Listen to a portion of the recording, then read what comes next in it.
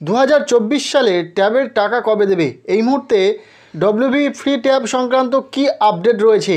শিক্ষামন্ত্রীর ঘোষণার পর কোথাও গিয়ে কি জানা গেল যে কবে ট্যাবের টাকা দেওয়া হবে?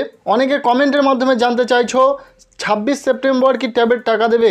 পুরো বিষয়টা জানাবো। তোমরা কবে ট্যাবের টাকা পেতে পারো অবশ্যই ভিডিওটি শেষ পর্যন্ত দেখবে। আমাদের এই চ্যানেলে নতুন হয়ে থাকলে অবশ্যই চ্যানেলটিকে সাবস্ক্রাইব করে রাখবে।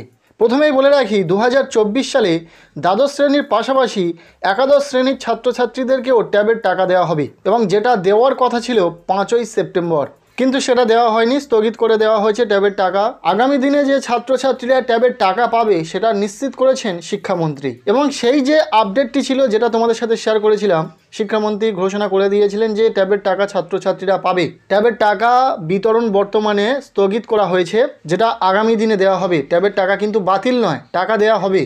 এবং তারপরে এখনও পর্যন্ত সেইভাবে কোনো আপডেট নেই যে কবে ট্যাবের টাকা দেওয়া হবে।